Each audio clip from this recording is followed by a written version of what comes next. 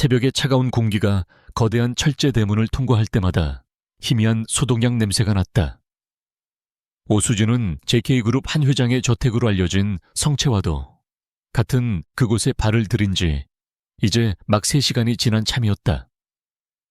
그녀의 직함은 청소부였지만 그녀의 손놀림이나 걸음걸이, 그리고 무엇보다도 주변을 훑는 눈빛에서는 단순한 청소부 이상의 무언가가 느껴졌다. 그녀의 눈은 사소한 먼지 한 톨을 찾는 동시에 공간의 구조 사람들의 동선, 그리고 공기 중에 떠다니는 미세한 감정의 입자까지 포착하고 있었다. 이 저택은 침묵으로 지배되고 있었다. 최고급 대리석 바닥은 너무나 완벽하게 연마되어 있어 모든 발걸음 소리를 날카로운 메아리로 증폭시켰지만, 이상하게도 저택의 고용인들은 유령처럼 소리 없이 움직이는 법을 터득한 듯 했다. 그들은 그림자처럼 복도를 스쳐 지나갔고 오직 눈빛과 희미한 고갯짓으로만 의사를 교환했다. 그 침묵의 중심에는 이 집의 주인이 아닌 주인이어야 했을 두 아이가 있었다. 쌍둥이 한서준과 한서연. 수진은 일을 시작하기 전 박여사로 불리는 집사에게서 그들에 대한 간략하고도 엄중한 지시를 받았다. 쌍둥이 도련님과 아가씨께서는 태어날 때부터 듣지 못하셔. 그러니 말을 걸거나 소리를 내서 주의를 끌려고 하거나 심지어는 똑바로 쳐다보는 행동조차 삼가야 해. 그냥 없는 사람처럼, 투명 인간처럼 대하는 게 이곳의 규칙이야. 그분들의 평온을 방해하는 건 절대 용납될 수 없어. 박 여사의 목소리에는 연민보다는 체념과 엄격함이 섞여 있었다. 마치 깨지기 쉬운 값비싼 도자기를 다루는 법을 설명하는 듯했다. 수진은 그저 말없이 고개를 끄덕였다. 그녀의 표정에는 어떤 감정도 드러나지 않았지만 속으로는 평온이라는 단어의 의미를 곱씹고 있었다. 저것이 과연 평온일까? 아니면 잘 관리된 감옥일까? 그녀가 처음으로 쌍둥이를 마주친 것은 2층 중앙홀을 닫고 있을 때였다. 거대한 샹들리에에서 쏟아지는 빛이 눈부신 공간. 그곳을 두 아이가 조용히 가로지르고 있었다. 17살이라고 들었지만 아이들의 모습은 그보다 훨씬 어려 보였다. 세상의 모든 소음으로부터 차단된 채 살아온 탓인지 그들의 얼굴에는 순수함과 동시에 깊이를 알 수 없는 공허함이 자리 잡고 있었다. 오빠인 한서준은 곧고 단단한 느낌을 주었다. 짙은 눈썹 아래의 눈은 언제나 주변을 경계하는 듯 날카롭게 빛났고 여동생의 반 발짝 앞에서 걸으며 보이지 않는 위협으로부터 그녀를 보호하려는 듯했다. 동생 한서연은 오빠와는 대조적으로 연약하고 섬세한 인상을 풍겼다. 긴 생머리는 찰랑거렸고 하얀 피부는 햇빛을 본 적 없는 것처럼 창백했다. 그녀의 시선은 늘 바닥을 향해 있었고 세상과의 모든 접촉을 거부하는 듯 보였다. 두 사람은 손을 잡고 있지 않았지만 그들 사이에는 보이지 않는 끈이 연결된 것처럼 완벽한 조화를 이루며 움직였다. 그들은 수진을 포함한 다른 고용인들을 전혀 의식하지 않았다. 박 여사의 말처럼 그들에게 다른 사람들은 정말로 투명 인간인 것 같았다. 수진은 묵묵히 자신의 일에 집중했다. 그녀는 최고급 마호가니 난간을 닦으면서도 쌍둥이의 모습을 시야 한 구석에 담아두었다. 그녀가 이 저택에 들어온 것은 단순히 돈을 벌기 위함이 아니었다. 그녀에게는 반드시 확인해야 할 것이 있었다. 그리고 그 확인의 중심에 바로 저 두 아이가 있었다. 오후가 되자 저택의 실질적인 안주인인 윤마담, 즉 한 회장의 두 번째 부인이 외출해서 돌아왔다. 그녀의 등장은 고요한 호수에 던져진 돌멩이처럼 저택의 공기를 순식간에 흔들어 놓았다. 명품으로 휘감은 몸에서는 강렬한 향수 냄새가 풍겼고 하이힐 소리는 대리석 바닥을 또각거리며 날카롭게 울려 퍼졌다. 박 여사 오늘 새로 온 사람이라더니 저 여자야. 윤마담은 턱짓으로 수진을 가리키며 물었다. 그녀의 목소리에는 사람을 물건처럼 취급하는 오만함이 가득했다. 내 사모님 오수진이라고 합니다. 오늘부터 일하기로 했습니다. 박 여사가 허리를 굽히며 대답했다. 일은 똑바로 하는지 지켜봐. 어리숙해 보이는데 비싼 물건에 흠집이라도 내면 바로 내보내도록 해. 명심하겠습니다, 사모님. 윤 마담은 수진을 위아래로 훑어보았다. 그 시선은 마치 가축의 등급을 매기는 듯 노골적이고 모욕적이었다. 수진은 미동도 없이 고개를 숙이고 있었지만 어깨는 굳어지지 않았다. 그녀는 이런 종류의 모욕에 익숙하다는 듯 혹은 전혀 개의치 않는다는 듯 평온을 유지했다. 윤 마담은 흥미를 잃었다는 듯 콧방귀를 뀌고는 곧장 자신의 방으로 향했다. 그녀가 쌍둥이를 지나칠 때 그녀는 아이들에게 눈길조차 주지 않았다. 마치 복도에 놓인 장식품을 지나치는 것과 같았다.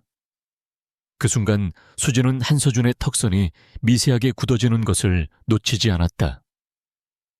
아이는 감정을 드러내지 않았지만 그의 안에는 분명히 무언가가 소용돌이치고 있었다. 그날의 사건은 해가 저물어갈 무렵 저녁 식사를 준비하던 중에 일어났다.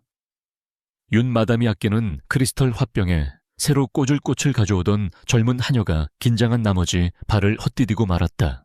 끼악! 짧은 비명과 함께 하녀의 손에 들려있던 값비싼 크리스털 화병이 대리석 바닥으로 떨어졌다. 쨍그랑 저택의 침묵을 산산조각 내는 날카로운 파열음이 울려 퍼졌다. 그 소리는 너무나도 크고 갑작스러워서 근처에 있던 모든 고용인들이 화들짝 놀라 어깨를 움츠렸다. 박 여사는 얼굴이 새하얗게 질렸고 실수를 저지른 하녀는 그 자리에 주저앉아 울음을 터뜨릴 것 같은 표정을 지었다. 수진은 조금 떨어진 곳에서 창틀을 닫고 있었다. 그녀 역시 소리에 놀랐지만 그녀의 시선은 소리가 난 곳이 아니라 다른 곳을 향해 있었다. 중앙홀의 계단참에 멈춰 서 있던 쌍둥이 한서준과 한서연, 모두의 시선이 깨진 화병과 겁에 질린 하녀에게 쏠려 있는 동안 오직 수진만이 쌍둥이를 보고 있었다. 언제나처럼 그들은 아무런 반응도 보이지 않았다. 소리를 듣지 못하니 당연한 일이었다. 한서준은 여전히 무표정했고 한서연은 고개를 숙이고 있었다. 그들은 이 소동과 아무런 관련이 없는 것처럼 그들만의 고요한 세계에 머물러 있었다. 하지만 수진은 보았다. 그녀의 눈은 보통 사람이었다면 결코 인지하지 못했을 찰나의 순간을 포착했다. 날카로운 파열음이 울려 퍼지는 바로 그 순간 고개를 숙이고 있던 한서연의 어깨가 아주 미세하게 거의 알아차릴 수 없을 정도로 움찔하는 것을. 그것은 마치 갑작스러운 소리에 놀란 사람이 본능적으로 보이는 방어 기제와 같았다. 그 움직임은 1초도 되지 않아 사라졌고 그녀는 다시 완벽한 부동의 자세로 돌아갔다. 오빠인 한서준의 눈빛이 스치듯 여동생에게 향했다가 다시 정면을 향하는 데에도 아주 짧은 시간이 걸렸다. 아무도 그 변화를 눈치채지 못했다. 박 여사도 겁에 질린 다른 하녀들도 그리고 곧이어 나타나 불같이 화를 낼 윤 마담도 오직 수진만이 그 숨막히는 침묵의 균열을 목격했다. 이게 다 무슨 소란이야? 대체 누가 내 화병을? 윤 마담의 고함 소리가 복도를 울렸다. 하녀는 거의 기절할 것처럼 보였다. 모든 것이 예상대로 흘러갔다.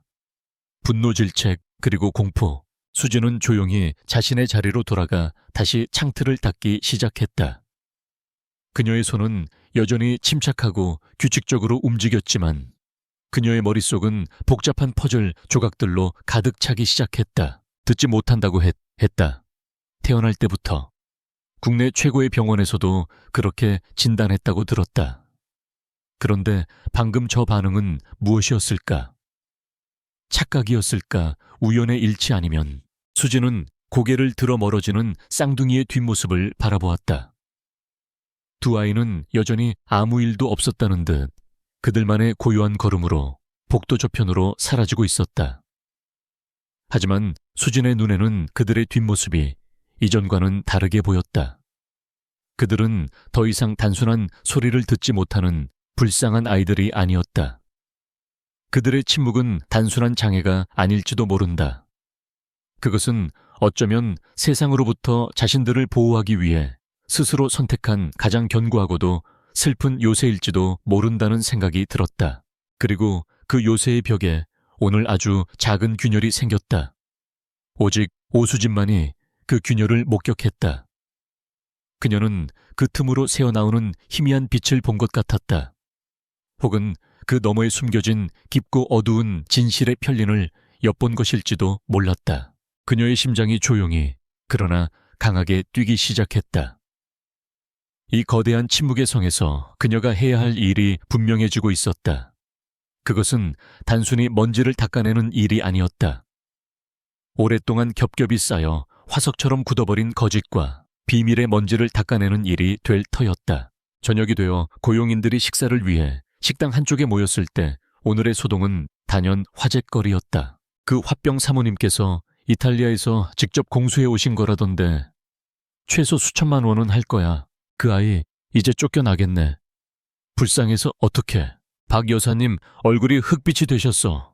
우리까지 불똥 튀는 건 아니야. 수진은 말없이 수저를 움직이며 다른 고용인들의 대화를 들었다. 그들의 관심은 온통 깨진 화병과 하녀의 운명, 그리고 윤 마담의 분노에 쏠려 있었다. 아무도 쌍둥이에 대해서는 언급하지 않았다. 그들은 언제나처럼 논외의 존재였다. 수진은 생각했다. 만약 한서연의 반응이 정말 소리에 대한 것이었다면 왜 아이들은 듣지 못하는 척을 하는 것일까? 무엇을 위해 무엇으로부터 도망치기 위해 그 연극이 하루 이틀도 아니고 17년이라는 긴 세월 동안 계속되었다는 것은 보통 일이 아니었다. 그것은 아이들이 감당하기에는 너무나도 무겁고 정교한 거짓말이었다. 그 거짓말을 유지하게 만드는 힘은 어디에서 오는 것일까? 그녀의 시선이 자신도 모르게 식당 입구 쪽으로 향했다. 마치 그녀의 생각을 읽기라도 한 듯 윤 마담이 모습을 드러냈다. 그녀는 저녁 식사를 마친 후였는지 만족스러운 표정으로 차를 마시고 있었다. 그녀의 눈이 식당 안을 훑다가 수진에게 잠시 머물렀다. 그 눈빛에는 경고와 경멸이 뒤섞여 있었다. 주제넘게 나서지 마라. 마치 그렇게 말하는 것 같았다. 수진은 조용히 시선을 내렸다. 그녀는 싸울 준비가 되어 있지 않았다. 아직은. 그녀에게는 정보가 더 필요했다. 관찰하고 분석하고 확신을 가져야 했다. 섣부른 행동은 모든 것을 망칠 수 있었다. 특히 상대가 JK그룹의 안주인이라면 더욱 그랬다. 그날 밤 수진은 자신의 작은 방에 누워 잠을 이루지 못했다. 창밖으로 보이는 거대한 정원은 어둠 속에서도 완벽하게 관리되고 있었다. 모든 것이 제자리에 모든 것이 계획된 대로 움직이는 거대한 왕국. 하지만 그 완벽함 아래에는 썩어가는 무언가가 있었다. 그녀는 눈을 감고 낮에 보았던 한서연의 모습을 떠올렸다. 움찔하던 어깨, 찰나의 흔들림. 그것은 칠흑 같은 어둠 속에서 발견한 아주 작은 성냥불 같았다. 그 불씨를 꺼뜨리지 않고 잘 키워낸다면 어쩌면 이 거대한 성을 뒤덮은 어둠을 몰아낼 수 있을지도 모른다. 오수진. 과거를 지우고 새로운 신분으로 살아가는 그녀. 다른 사람들은 그녀를 그저 평범한 청소부로 보겠지만 그녀 자신은 알고 있었다. 그녀는 해결사였다. 다만 그녀가 해결하는 것은 더러운 얼룩이나 먼지가 아니었다. 그녀는 진실을 가리는 거짓과 정의를 왜곡하는 불의를 청소하는 사람이었다. 그리고 이곳 한 회장의 저택은 그녀가 지금껏 맡았던 그 어떤 현장보다도 거대하고 복잡하며 위험한 청소구역이 될 것 같았다. 그녀는 깊은 숨을 내쉬었다. 도전은 이제 막 시작되었다. 침묵의 성에서 소리 없는 전쟁의 서막이 오르고 있었다. 그날 이후 오수진의 하루는 치밀한 관찰의 연속으로 채워졌다. 그녀는 저택의 그림자가 되었고 그녀의 빗자루와 걸레는 침묵 속에서 진실의 조각을 쓸어 모으는 도구가 되었다. 그녀는 완벽한 청소부였다. 누구도 그녀의 진짜 목적을 의심하지 않을 만큼 그녀는 자신의 임무에 충실했다. 하지만 그녀의 눈은 언제나 쌍둥이를 향해 있었다. 수진은 쌍둥이가 서로 소통하는 방식을 유심히 살폈다. 그것은 세상에 알려진 어떤 수화와도 달랐다. 그들만이 이해할 수 있는 비밀의 언어였다. 섬세한 손가락의 움직임, 미간의 미세한 찌푸림, 입꼬리의 찰나의 떨림, 그리고 무엇보다도 깊이를 알 수 없는 눈빛의 교환. 그 모든 것이 모여 하나의 완전한 문장이 되고 대화가 되었다. 한서준의 움직임은 간결하고 단호했다. 마치 암호를 보내는 군인처럼 그의 손짓 하나하나에는 명확한 의지와 결정이 담겨 있었다. 그는 주로 질문보다는 명령이나 단정을 내리는 쪽이었다. 이쪽으로, 그만. 괜찮아. 그의 언어는 동생을 보호하고 인도하기 위한 방패이자 울타리였다. 반면 한서연의 언어는 유려하고 부드러웠다. 그녀의 손짓은 마치 물 위를 떠다니는 나무집처럼 혹은 바람에 흩날리는 시어처럼 보였다. 그녀의 언어에는 질문과 감탄, 그리고 망설임이 담겨 있었다. 오빠의 단단한 세계 안에서 그녀는 그들만의 세상에 색채와 감성을 불어넣는 역할을 하는 듯했다. 수지는 그들의 언어를 보며 감탄하지 않을 수 없었다. 세상과 단절된 채 두 아이는 서로에게 세상 그 자체가 되어주었던 것이다. 그들의 침묵은 고립이 아니라 그들만의 우주를 지키기 위한 선택이었다. 하지만 그 우주는 위태로워 보였다. 특히 윤 마담이 근처에 있을 때면 쌍둥이의 언어는 거의 멈추다시피 하였다. 그들은 서로를 쳐다보지도 않고 마치 처음 보는 사람처럼 거리를 두었다. 그 모습은 수진의 가설에 무게를 더해 주었다. 그들의 침묵과 단절은 누군가 혹은 무언가에 대한 극심한 공포와 경계심에서 비롯된 것이었다. 며칠이 지난 어느 날 오후 박 여사는 수진에게 새로운 임무를 주었다. 2층 동쪽 끝에 있는 음악실 오랫동안 사용하지 않았는데 회장님께서 갑자기 먼지라도 털어놓으라고 하시는군. 내일까지 깨끗하게 정리해둬. 음악실. 수진은 그 단어를 조용히 되뇌었다. 저택의 배치도를 머릿속에 그렸을 때부터 궁금했던 공간이었다. 다른 모든 공간이 차가울 정도로 완벽하게 관리되고 있는 반면 유독 그곳만은 시간이 멈춘 섬처럼 방치되어 있었다. 수진이 두꺼운 원목 문을 열자 퀴퀴한 먼지 냄새와 함께 오랫동안 고여있던 슬픔의 공기가 그녀를 덮쳤다. 방 안의 모든 가구는 하얀 천으로 덮여 있어 마치 유령들이 사는 연회장처럼 보였다. 수진은 창문으로 다가가 두꺼운 벨벳 커튼을 젖혔다. 희미한 오후에 햇살이 들어오자 공기 중에 떠다니는 무수한 먼지 입자들이 춤을 추듯 반짝였다. 그녀는 천천히 가구들을 덮고 있는 천을 하나씩 걷어내기 시작했다. 먼지 쌓인 첼로 케이스, 낡은 악보가 꽂힌 보면대, 그리고 방 중앙에 위압적인 존재감을 뽐내는 그랜드 피아노. 검은색 유광 피아노는 두꺼운 먼지 아래에서도 여전히 고고한 자태를 잃지 않고 있었다. 수진은 부드러운 천으로 피아노의 표면을 조심스럽게 닦아냈다. 그러자 자신의 얼굴이 비칠 정도로 매끄러운 검은 거울이 모습을 드러냈다.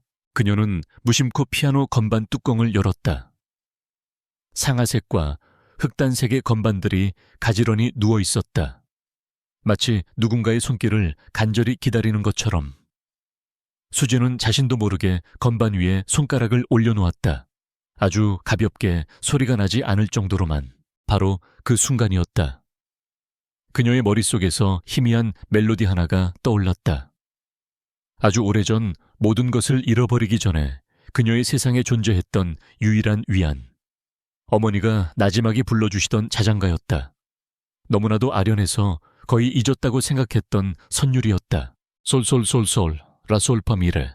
수진은 자신도 모르게 그 멜로디를 흥얼거리고 있었다. 그녀의 목소리는 아주 작았지만 먼지 쌓인 음악실의 정적 속에서는 이상할 정도로 선명하게 울렸다. 그녀는 잠시 과거의 추억에 잠겨 자신이 지금 어디에 있는지 무엇을 하고 있는지를 잊었다. 그녀는 청소부 오수진이 아니라 엄마의 자장가를 듣던 어린아이로 돌아가 있었다. 그때였다. 쿵. 음악실 바로 옆에 붙어있는 서재 쪽에서 무언가 묵직한 것이 바닥에 떨어지는 소리가 났다. 소리는 크지 않았지만 수진의 예민한 감각을 비껴갈 수는 없었다. 그녀는 노래를 멈추고 고개를 돌렸다. 음악실 문은 살짝 열려 있었다. 수진은 소리 없이 문틈으로 다가갔다. 그리고 그녀는 보았다. 열린 서재문 바로 앞에 한서준이 서 있었다. 그의 발치에는 두꺼운 양장본 책이 떨어져 있었다. 하지만 수진의 시선을 사로잡은 것은 책이 아니었다. 그것은 한서준의 얼굴이었다. 언제나 냉정하고 무표정하던 그 어떤 감정도 담겨있지 않던 얼음가면 같은 얼굴. 그 얼굴이 무너져 내리고 있었다. 그의 눈은 믿을 수 없다는 듯 크게 뜨여 있었고 입술은 미세하게 떨리고 있었다. 얼굴은 새하얗게 질려 있었고 숨쉬는 법을 잊은 사람처럼 그의 가슴은 미동도 하지 않았다. 그의 시선은 수진이 있는 음악실, 정확히는 소리가 흘러나온 그곳을 향해 고정되어 있었다. 그것은 단순히 소리를 들은 사람의 반응이 아니었다. 그것은 잊었던 망령과 마주친 사람 혹은 봉인해 두었던 가장 끔찍한 기억의 판도라 상자가 열리는 것을 목격한 사람의 표정이었다. 충격, 고통, 그리고 깊은 혼란. 수진은 숨을 죽였다. 그녀의 심장이 세차게 뛰기 시작했다. 가설이 확신으로 바뀌는 순간이었다.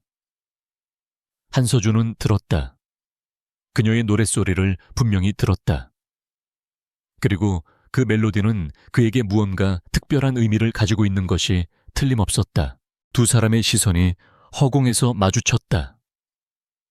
수진의 눈에는 놀라움과 함께 날카로운 분석이, 서준의 눈에는 원초적인 충격과 경계심이 담겨 있었다. 그것은 이 저택에 들어온 이후 처음으로 쌍둥이 중 한 명과 수진 사이에 이루어진 진정한 의미의 교감이었다. 그는 더 이상 그녀를 투명 인간으로 보고 있지 않았다. 그는 그녀를 자신의 굳게 닫힌 세계를 뒤흔든 침입자로 인식하고 있었다. 시간이 얼마나 흘렀을까? 몇 초 혹은 그보다 더 긴 시간이었을지도 모른다. 먼저 움직인 것은 한서준이었다. 그는 마치 화상이라도 입은 것처럼 황급히 시선을 거두고 허리를 숙여 책을 집어들었다. 그리고는 뒤도 돌아보지 않고 도망치듯 복도 저편으로 사라졌다. 그의 걸음걸이는 평소의 침착함을 잃고 다급하게 흔들리고 있었다. 수진은 한동안 그 자리에 못 박힌 듯 서 있었다. 그녀의 귀에는 여전히 자신의 심장 소리가 윙윙거렸다. 그녀는 천천히 음악실 안으로 돌아와 피아노 앞에 섰다. 그녀가 흥얼거렸던 자장가. 그것은 평범한 자장가가 아니었을 것이다. 아마도 그것은 쌍둥이의 어머니가 그들에게 불러주었던 마지막 노래였거나 혹은 그들의 삶을 송두리째 바꿔놓은 그 비극의 날과 연결된 곡이었을 것이다. 수진이 막 생각을 정리하려 할 때 등 뒤에서 얼음처럼 차가운 목소리가 들려왔다. 거기서 뭘 하고 있는 거지? 윤 마담이었다. 그녀가 언제부터 거기에 서 있었는지 알 수 없었다. 그녀는 팔짱을 낀 채 의심과 분노가 뒤섞인 눈으로 수진을 쏘아보고 있었다. 청소를 하라는 명을 받았습니다, 사모님. 수진은 침착하게 대답하며 돌아섰다. 그녀는 자신의 표정을 완벽하게 통제하고 있었다. 청소 내 눈에는 청소보다는 남의 물건에 함부로 손을 대며 딴 생각을 하는 것처럼 보이는데 이 방은 함부로 들어오는 곳이 아니야. 특히 저 피아노는 누구도 건드려선 안 돼. 윤 마담은 피아노를 향해 턱짓하며 말했다.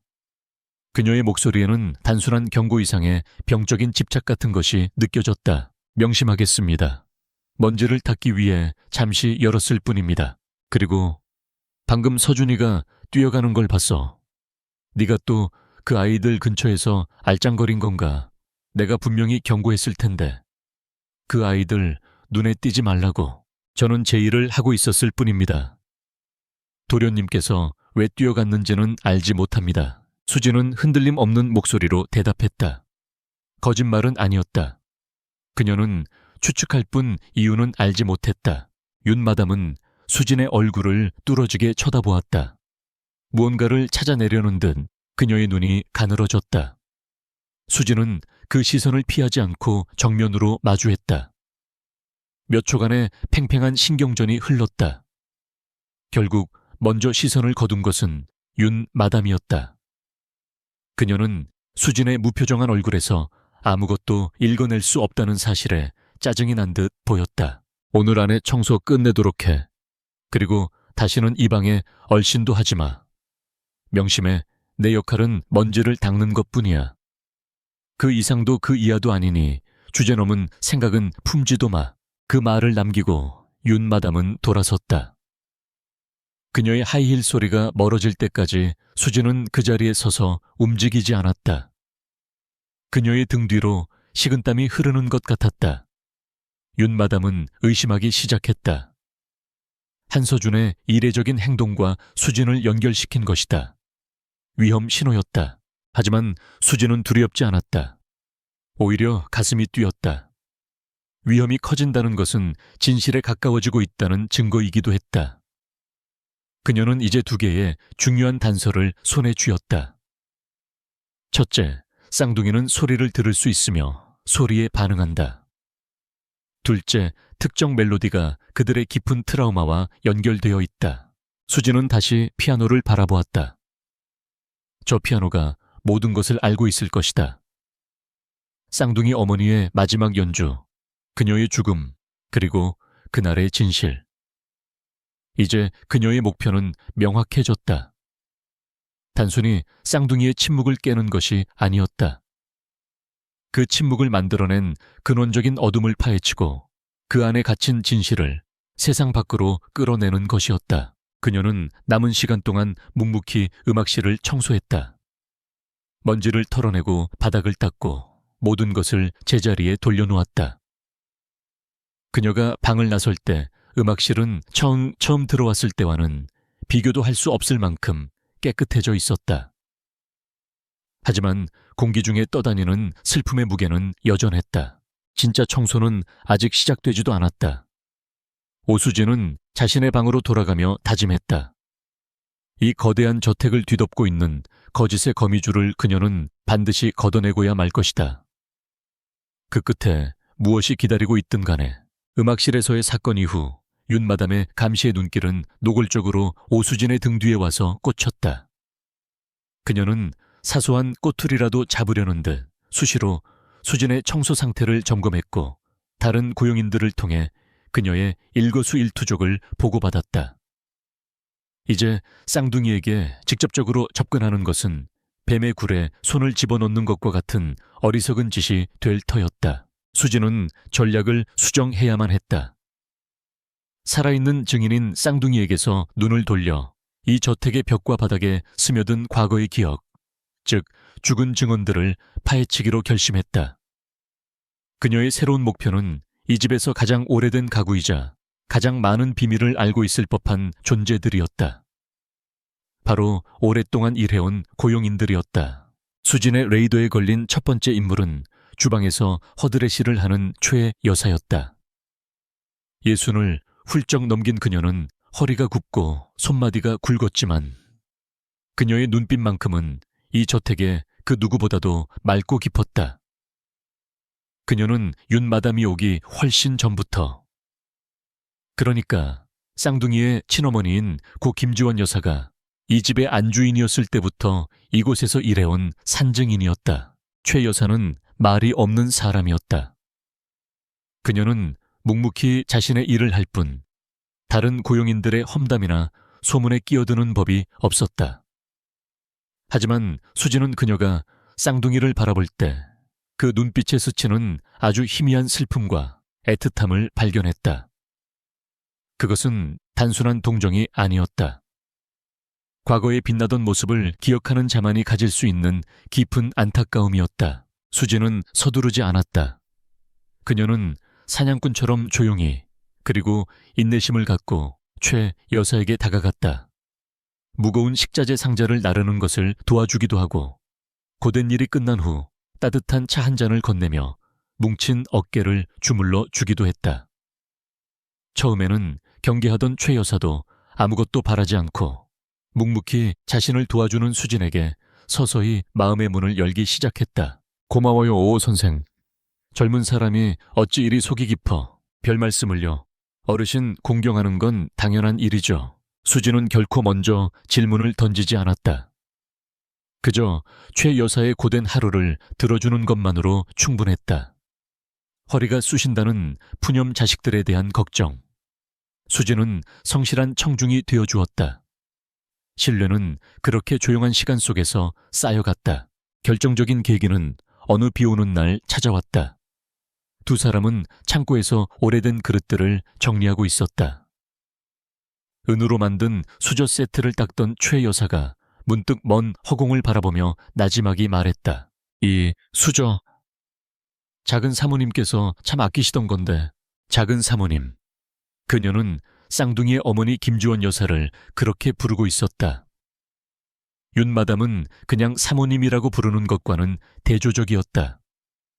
수진은 기다렸다는 듯이, 그러나 최대한 무심한 척 대꾸했다. 정말 아름답네요. 무늬가 아주 섬세해요. 작은 사모님께서는 미적 감각이 뛰어나셨나 봐요. 그 한마디가 본물의 수문을 열었다. 최 여사는 마치 오랫동안 봉인해두었던 보물 상자를 여는 것처럼 과거의 이야기를 하나둘씩 풀어놓기 시작했다. 그럼 말도 마요. 우리 작은 사모님 같으신 분이 없었지. 얼굴만 고운 게 아니라 마음씨는 비단결이었어. 피아노 실력은 또 어땠다고. 그분이 피아노를 치시면 이 커다란 저택이 꼭 천국처럼 느껴졌어. 햇살이 가득 들어오는 거실에서 피아노를 치시고 어린 도련님 아가씨는 그 옆에서 재롱을 부리고, 그때는 이 집에도 웃음소리가 가득했지. 최 여사의 눈가는 촉촉이 젖어 있었다. 수진은 조용히 그녀의 이야기에 귀를 기울였다. 그녀의 말을 통해 수진은 지금의 차가운 성체와는 전혀 다른 온기와 사랑이 넘치던 과거의 저택을 그려볼 수 있었다. 쌍둥이 도련님과 아가씨도. 그때는 정말 총명하고 밝은 아이들이었어요. 5살짜리가 어찌나 말도 예쁘게 하고 웃음도 많았는지. 특히 아가씨는 어머니를 쏙 빼닮아서 음악에 재능이 있었지. 도련님은 늘 그런 동생을 듬직하게 챙겼고, 최 여사는 말을 잇지 못하고 잠시 입술을 깨물었다. 수진은 그녀가 숨을 고를 때까지 기다려 주었다. 그리고는 조심스럽게 가장 핵심적인 질문을 던졌다. 그렇게 좋으셨던 분이 어쩌다가 그렇게 허망하게 돌아가셨을까요? 높은 곳에서 발을 헛디디셨다니 너무 안타까운 사고예요. 사고라는 단어에 최 여사의 어깨가 움찔했다. 그녀는 주위를 한 번 휙 둘러보더니 목소리를 더욱 낮추었다. 누가 들으면 어쩌려고. 그래, 세상 사람들은 다 사고라고 알지. 경찰도 그렇게 결론 내렸고. 하지만 이 집에서 오래 일한 사람들은 다들 그렇게 믿지는 않아. 수진의 심장이 내려앉는 것 같았다. 그녀는 마른 침을 삼키며 최 여사의 다음 말을 기다렸다. 그날 이상한 점이 한두 가지가 아니었어. 작은 사모님은 평소에 아주 조심스러운 분이라 그렇게 높은 계단 난간 근처에는 가지도 않으셨어. 더군다나 그날은 비가 와서 대리석 바닥이 꽤 미끄러웠는데도 말이야. 다른 이상한 점도 있었나요? 최 여사는 잠시 망설였다. 수십 년간 묻어두었던 비밀을 꺼내는 것은 큰 용기가 필요한 일이었다. 수진은 재촉하지 않고 그녀의 눈을 지그시 바라보았다. 그 눈빛에는 저는 당신의 편입니다라는 무언의 메시지가 담겨 있었다. 최 여사는 마침내 결심한 듯 입을 열었다. 그날 오후에 지금 사모님, 그때는 한 회장님의 개인 비서였던 윤 비서가 저택에 와 있었어. 공식적인 보고 때문이라고 했지만 분위기가 영 좋지 않았지. 안방 쪽에서 작은 사모님과 윤 비서가 큰 소리로 다투는 소리를 들었다는 사람도 있어. 온몸에 소름이 돋았다. 퍼즐의 가장 중요한 조각이 제자리를 찾아가는 순간이었다. 그리고 가장 끔찍한 건 작은 사모님께서 떨어지셨을 때 쌍둥이 도련님과 아가씨가 바로 그 아래층 홀에서 그걸 전부 다 봤다는 거야. 수진은 짧은 탄식을 내뱉었다. 5살짜리 아이들이 자신의 어머니가 피를 흘리며 쓰러지는 끔찍한 광경을 눈앞에서 목격했던 것이다. 최 여사는 눈물을 훔치며 말을 이었다. 그 충격으로 아이들이 그렇게 된 거야. 그날 이후로 아이들은 단 한마디도 하지 않았어. 처음에는 다들 충격 때문에 잠시 말을 잃은 거라고 생각했지. 그런데 며칠이 지나도 몇 달이 지나도 아이들은 입을 열지 않았어. 병원에 데려가 보니 의사들은 극심한 정신적 충격으로 실어줌과 함께 청력까지 상실한 것 같다고 하더군. 시민성 농아라고. 마음의 병 때문에 귀와 입이 닫혀버린 거지. 이제 모든 것이 명확해졌다. 쌍둥이의 장애는 선천적인 것이 아니었다. 그것은 끔찍한 트라우마가 남긴 지울 수 없는 상처이자 스스로를 보호하기 위해 만들어낸 방어기제였다. 아이들은 어머니의 비명을, 뼈가 부서지는 소리를, 그리고 그 이후에 벌어졌을 끔찍한 소리들을 다시는 듣고 싶지 않았을 것이다. 그래서 스스로 세상의 모든 소리를 차단해버린 것이다. 그들의 침묵은 단순한 장애가 아니라 그날의 진실을 품은 채 굳게 닫혀버린 비망록이었다. 수진이 음악실에서 흥얼거렸던 자장가. 아마도 그것은 어머니 김지원 여사가 아이들에게 자주 불러주던 노래였을 것이다. 한서준이 그 노래를 들었을 때 굳게 닫아두었던 기억의 문이 강제로 열리면서 그 안에 갇혀있던 고통과 공포가 한꺼번에 터져나온 것이 분명했다. 그럼 회장님께서는 이 모든 사실을 알고 계신가요? 수진이 물었다. 최 여사는 고개를 저었다. 회장님은 그때나 지금이나 일에만 미쳐 사시는 분이야. 아내를 잃은 슬픔에 아이들마저 그렇게 되니 거의 이성을 잃으셨지. 그때 옆에서 회장님을 위로하고 챙겨준 게 바로 윤 비서였어. 그리고 1년도 차에 되지 않아 그녀가 이 집의 새 안주인이 되었지. 사람들은 뒤에서 수군거렸지만 누가 감히 JK그룹 회장님 앞에서 그런 말을 꺼낼 수 있었겠어.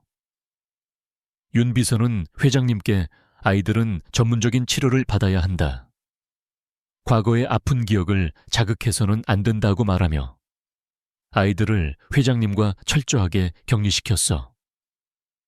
시간이 지나면서 회장님도 지치셨는지 모든 걸 그녀에게 맡겨버렸고 이야기는 완벽한 하나의 그림을 이루었다. 윤 마담은 자신의 범죄를 덮기 위해 유일한 목격자인 쌍둥이를 듣지도 말하지도 못하는 식물인간 같은 존재로 만들어버렸다.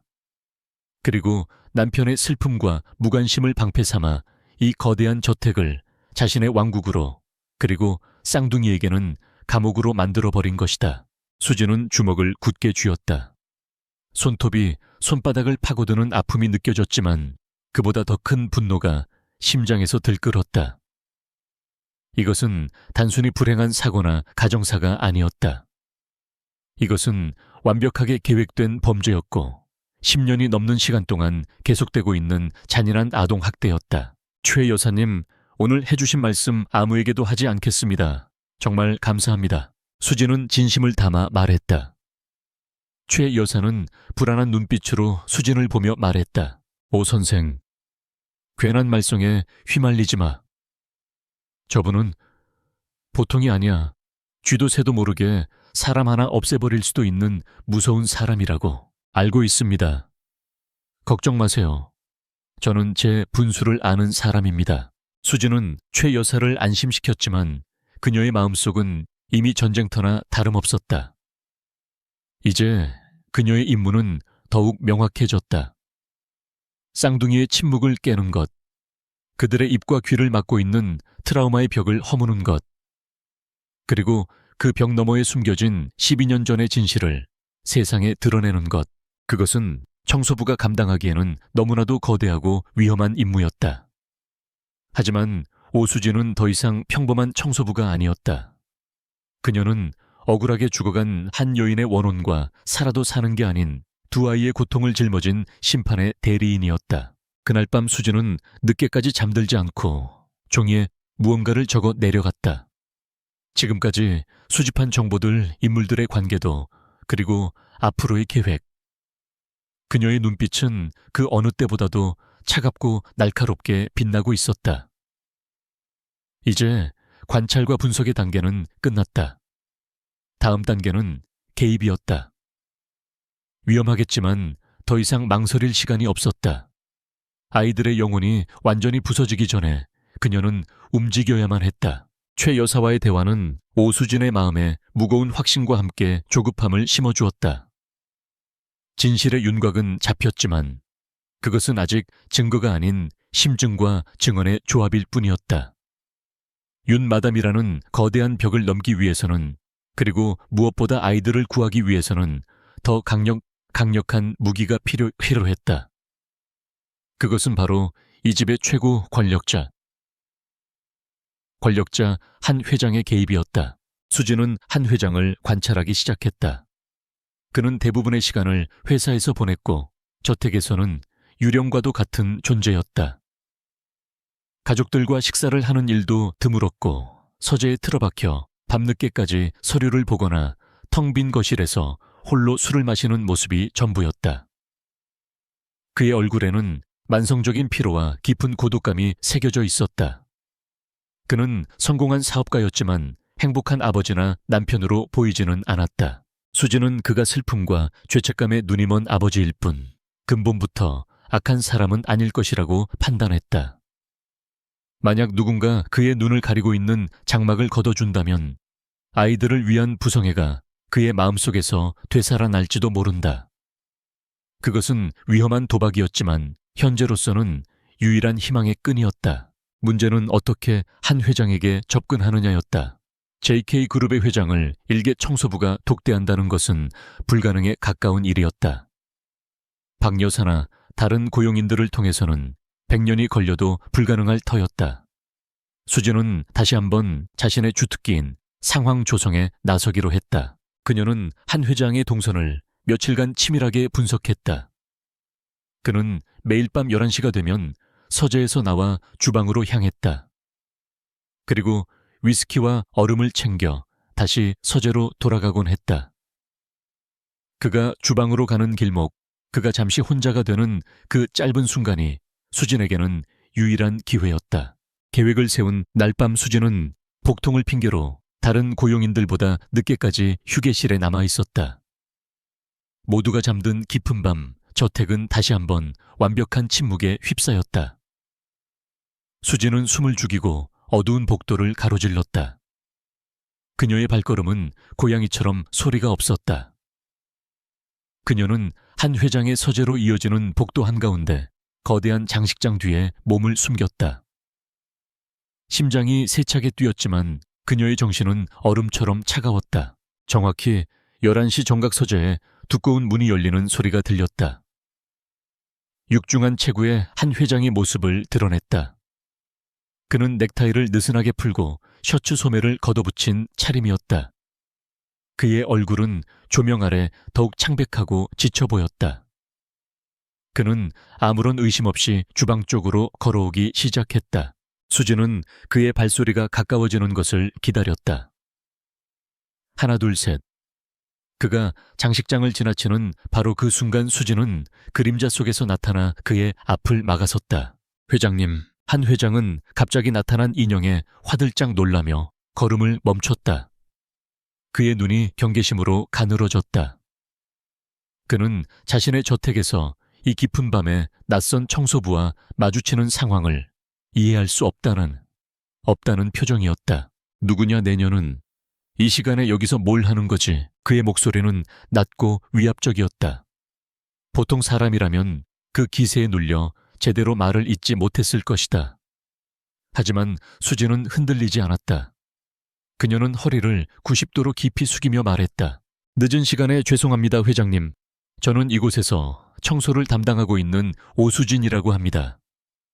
드릴 말씀이 있어 무례를 무릅쓰고 앞을 막아섰습니다. 부디 몇 분만 시간을 내주시길 간청드립니다. 수진의 목소리는 떨림없이 차분하고 명료했다. 그녀의 태도는 공손했지만 그 안에는 물러서지 않겠다는 단호한 의지가 담겨 있었다. 한 회장은 어이가 없다는 듯 그녀를 위아래로 훑어보았다. 청소부가 감히 나한테 할 말이 뭐가 있다는 거냐. 당장 내 앞에서 사라지지 않으면 경비원을 부르겠다. 도련님과 아가씨에 관한 일입니다. 수진의 입에서 나온 그 한마디에 한 회장의 움직임이 순간 멈칫했다. 그의 눈빛이 날카롭게 빛났다. 내 아이들에 대해 네가 뭘 안다는 거지? 이곳에서 말씀드리기엔 적절치 않은 이야기입니다. 잠시 서재에서 말씀드릴 기회를 주십시오. 회장님의 시간을 결코 헛되이 뺏지 않겠습니다. 한 회장은 잠시 수진을 뚫어지게 쳐다보았다. 일개의 청소부라고 하기에는 너무나도 당돌하고 눈빛이 살아있었다. 그의 머릿속에서 짧은 계산이 오갔을 것이다. 호기심이었을까 아니면 자식이라는 말에 마음이 흔들린 것일까? 그는 잠시 후 못마땅하다는 듯 턱짓을 했다. 따라와라. 단 요분이다. 수진은 속으로 안도의 한숨을 내쉬었다. 첫 번째 관문은 통과했다. 그녀는 한 회장의 뒤를 따라 그의 서재로 들어섰다. 서재는 그의 권력과 부를 과시하듯 거대하고 웅장했다. 벽면을 가득 채운 책장, 각종 상표와 기념사진들, 그리고 중앙에는 집채만한 책상이 놓여 있었다. 하지만 그 모든 것들은 차갑고 생기가 없었다. 마치 주인의 텅 빈 내면을 보여주는 것 같았다. 한 회장은 소파에 몸을 던지듯 앉아 위스키 잔을 채웠다. 그는 수진에게 앉으라는 말도 하지 않았다. 자, 해봐라. 내 아이들에 대해 네가 뭘 봤고 뭘 들었는지. 만약 시시껄렁한 소리를 짓거린다면 그냥 쫓겨나는 걸로 끝나지 않을 거다. 수진은 그의 책상 앞에서 정중하게 선 채로 미리 머릿속에서 수백 번은 연습했던 말을 꺼내기 시작했다. 그녀는 감정에 호소하지 않았다. 대신 철저하게 사실과 관찰에 기반하여 논리적으로 접근했다. 회장님, 저는 지난 몇 주간 도련님과 아가씨를 가까이서 지켜볼 기회가 있었습니다. 그리고 감히 말씀드리건대 두 분은 의학적인 의미에서 완벽한 청각장애인이 아닐 가능성이 높습니다. 한 회장의 눈썹이 꿈틀했다. 그는 술잔을 입으로 가져가려다 멈추었다. 그게 무슨 헛소리냐. 얼마 전 다른 한 여가 실수로 크리스털 화병을 깨뜨리는 소동이 있었습니다. 그 순간 저는 분명히 보았습니다. 서연 아가씨의 어깨가 소리가 나는 방향으로 미세하게 움찔하는 것을요. 본능적인 반응이었습니다. 또한 며칠 전에는 제가 폐쇄된 음악실을 청소하던 중 무심코 노래를 흥얼거렸습니다.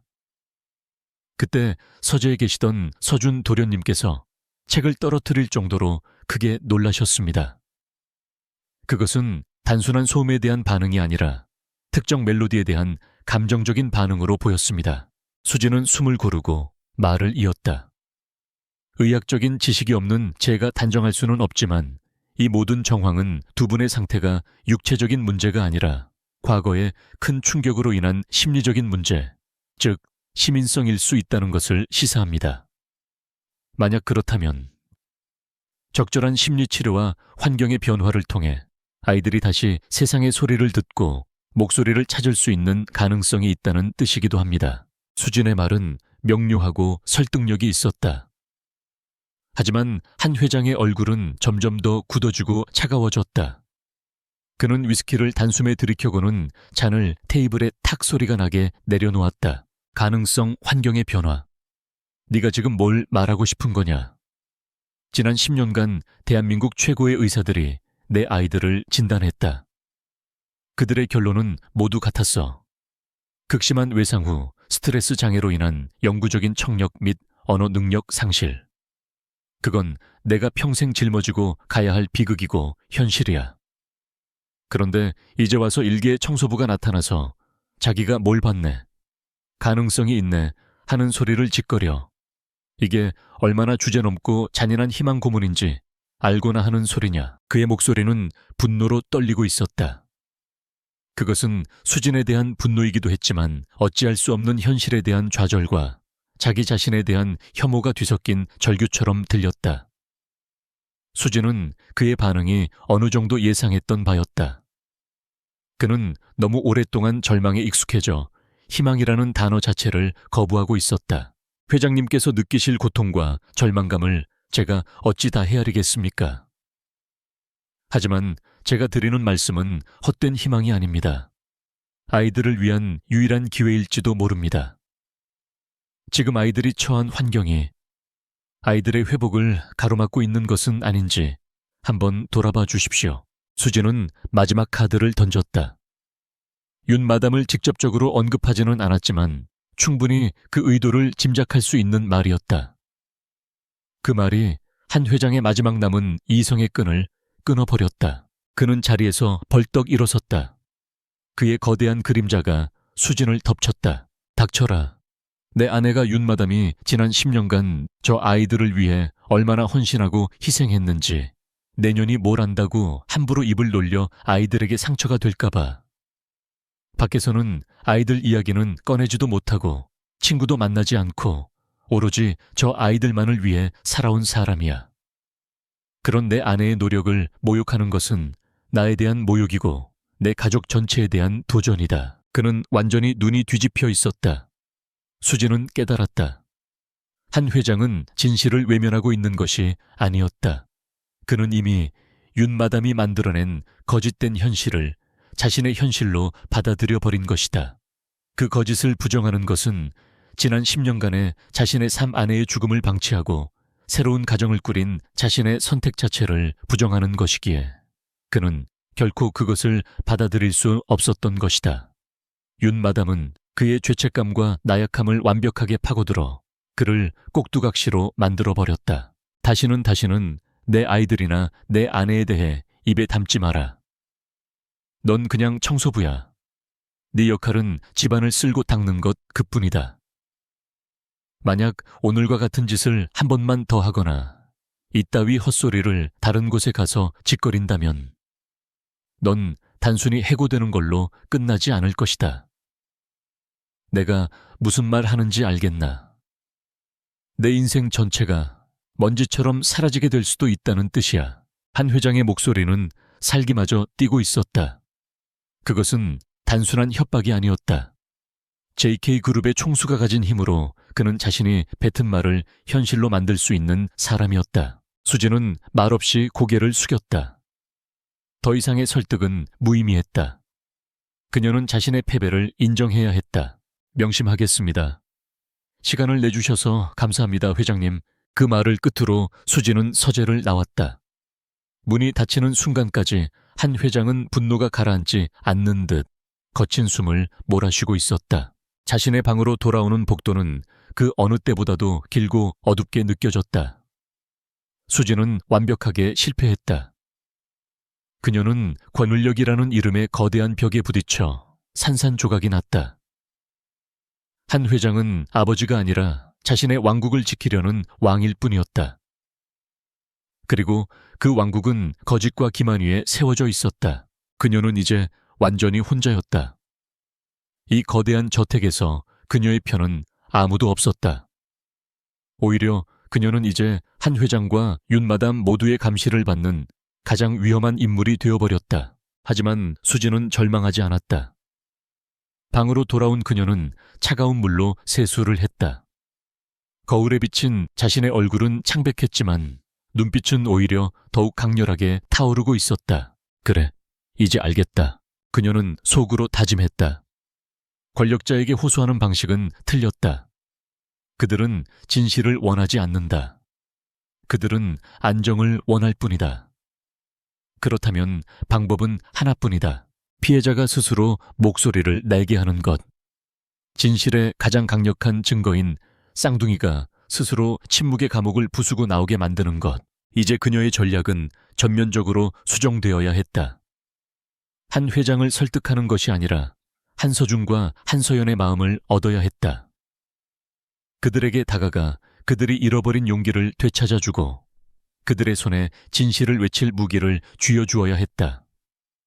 그것은 훨씬 더 어렵고 더 섬세하며 더 위험한 길이 될 것이다. 하지만 이제 그녀에게 남은 길은 그것뿐이었다. 수지는 창밖을 보았다. 거대한 성체는 여전히 굳건한 침묵 속에 잠겨 있었다. 하지만 그녀는 알고 있었다. 가장 견고한 성벽도 가장 작은 균열에서부터 무너지기 시작한다는 것을. 그리고 그녀는 그 균열을 어떻게 파고들어야 할지 이제 막 깨닫기 시작한 참이었다. 한 회장과의 독대는 오수진에게 실패의 쓴맛과 함께 값비싼 교훈을 남겼다. 권력은 진실보다 익숙한 거짓을 선호하며 정면으로 부딪히는 것은 계란으로 바위를 치는 것과 같다는 사실을. 그녀는 이제 저택 안에서 가장 위험한 인물이 되었다. 윤 마담은 의심의 눈초리를 거두지 않았고 박 여사는 한 회장의 엄명을 받들어 그녀를 그림자처럼 감시했다. 그녀의 모든 행동은 제약되었고 모든 말은 도청될 위험에 처했다. 숨 막히는 감시 속에서 수진은 이전보다 더욱 몸을 낮췄다. 그녀는 다시 완벽하고 성실한 청소부로 돌아갔다. 누구보다 일찍 일어나고 누구보다 늦게 잠들었다. 먼지 하나 없이 복도를 닦고 얼룩 하나 없이 유리창을 빛냈다. 그녀의 존재감은 점점 희미해져 마치 저택의 가구 중 하나처럼 보일 지경이었다. 하지만 그것은 모두 위장이었다. 그녀의 몸은 청소에 집중하고 있었지만 그녀의 영혼은 다른 곳을 향하고 있었다. 그녀는 쌍둥이를 향한 조심스러운 접근을 시작했다. 강요나 설득이 아닌 스며드는 방식을 택했다. 그것은 신뢰라는 이름의 아주 작은 씨앗을 아이들의 마음에 심는 과정이었다. 어느 맑은 날 아침 수진은 서연의 방 창틀을 닦다가 자신이 정원에서 몰래 접어온 작은 종이약 한 마리를 창가에 조용히 올려두었다. 아무런 메시지도 의미도 없는 순수한 선물이었다. 다음 날 종이약은 사라지고 없었다. 하지만 수진은 실망하지 않았다. 그녀는 그저 묵묵히 자신의 일을 계속했다. 또 다른 날 오후 무더운 날씨에 서재 구석에서 꼼짝 않고 책을 읽고 있는 서준을 발견했다. 그의 임에는 땀이 송골송골 맺혀 있었다. 수진은 아무 말 없이 시원한 물 한 잔을 그의 책상 옆 작은 탁자에 놓아두고 조용히 사라졌다. 서준은 그녀를 쳐다보지도 않았지만 수진이 방을 나간 후 그가 물컵으로 손을 뻗는 것을 그녀는 문틈으로 확인할 수 있었다. 그녀의 행동에는 어떤 의도나 대가도 없어 보였다. 그것은 그저 한 인간이 다른 인간에게 베푸는 아주 작고 사소한 친절이었다. 쌍둥이는 태어나서 처음으로 아무런 조건 없이 자신들을 챙겨주는 어른을 마주하고 있었다.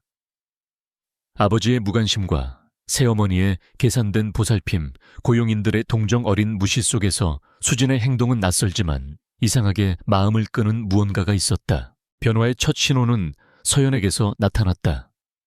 며칠 후 수진이 다시 서연의 방을 청소할 때였다. 그녀가 종이약을 놓아두었던 바로 그 자리에 정원에서 꺾어 온 듯한 작은 들꽃 한 송이가 놓여 있었다.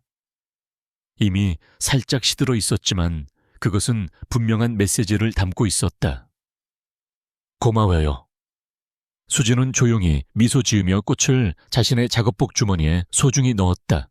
서준의 변화는 더욱 미묘했다. 그는 더 이상 수진을 투명 인간 취급하지 않았다.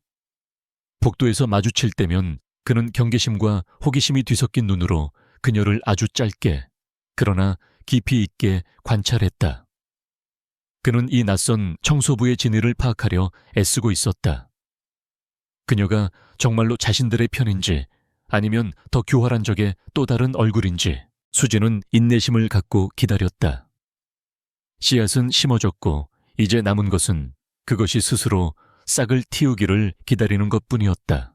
결정적인 돌파구는 누구도 예상치 못한 장소에서 누구도 예상치 못한 방식으로 찾아왔다.